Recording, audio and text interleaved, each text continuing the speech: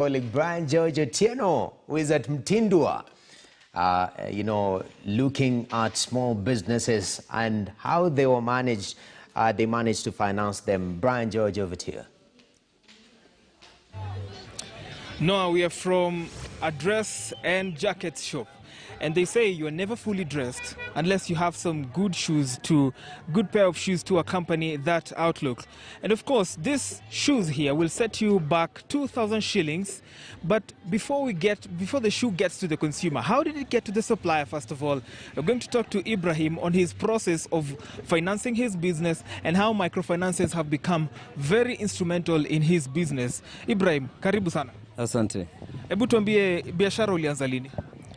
Biashara nianza mwaka 2000. Okay. Naam. So you're only 21 years in the business now? Yeah, I've been in the business for the last over 20 years. Hebu tuambie ulianza aje na microfinancing na vile unafadhili biashara yako? Okay, siwezi sema nilianza na microfinancing. Kwanza nilifadhiliwa na rafiki yangu. Then I started buying few pairs. That is how I started. So I didn't go direct to the creditors. Yeah, I was funded by a colleague who blessed me with some amount, and that is when I started my journey of doing shoe business. Yeah. So have you ever acquired a loan to boost your business or to increase na expand na mambo kama hayo? Yeah, that is how I sustain myself. I go for credits in different finance companies. That is how I've been developing or doing some progress in as far as expansion is concerned. Yeah, though there's been a lot of challenges on the interest rates and all that. But I can say we were hard hit by the corona because up to now, creditors, quite a number of banks are not giving much of loans, especially to the small entrepreneur.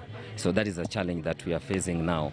So we are just trying to work out with the little we have in our wallet, which is not doing so much.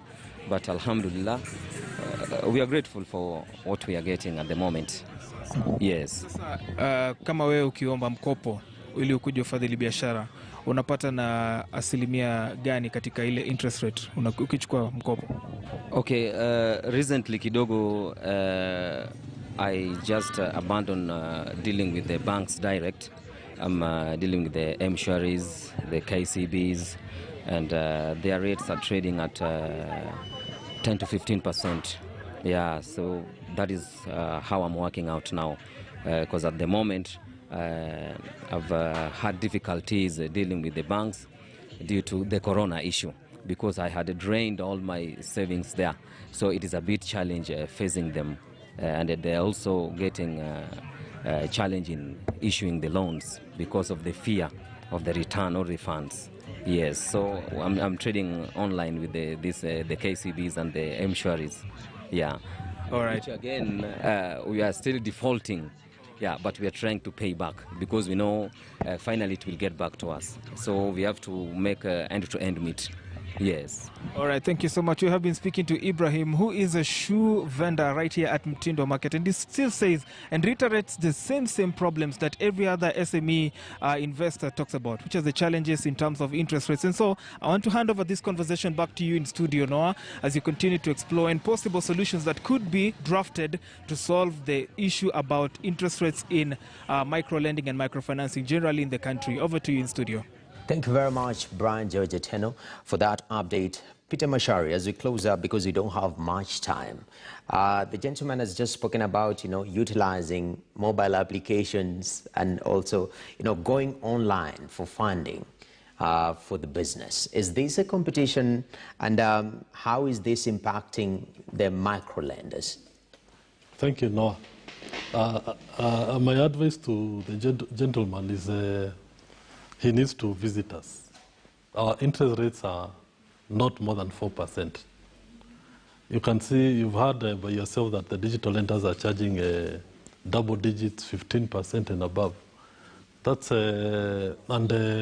it's quite punitive. And those rates, if he looks at his financial numbers or calculations and the profit, his margin will be very, very minimal. So my request is he can visit Jijenge Credit. I have confirmed that we finance most of the garages around his neighborhood. And our rates are very competitive, processes very cheap, and access to credit simplified. And since technology has made it so convenient for majority of the lenders, they can borrow from the comfort of their businesses, or the agency also bit of it is quite good vis-a-vis, dealing with paperwork and whatnot. Is it something that micro lenders are considering going heavy on digital, platforms and lending in those spaces? Thank you, Noah. Well, it's a work in progress.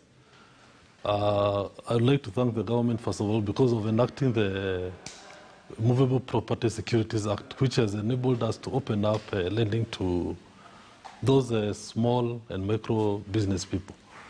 Going forward, we're also trying to see whether we can automate those processes so that if you have a Juakali in Motindo or in Buruburu or in Kariobangi, you don't actually need to come to our offices. You just need to maybe take a photo of the equipment, what you intend to buy, or you do your feeding the stock levels in the digital system, and we lend to you without even physically coming to you.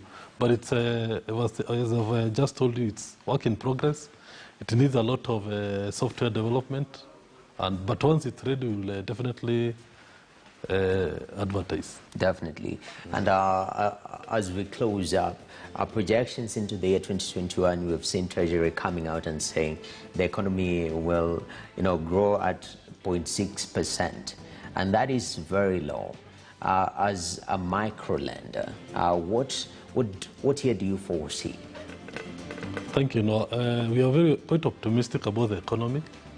The Treasury and CBK are really, they're very good experts who are helping to revamp and reorganize and strategies for the economy and for the benefit of everybody.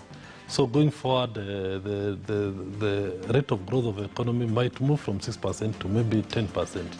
Kenyans are very resilient. The Kenyan economy is very stable, and we look forward to a successful and prosperous year.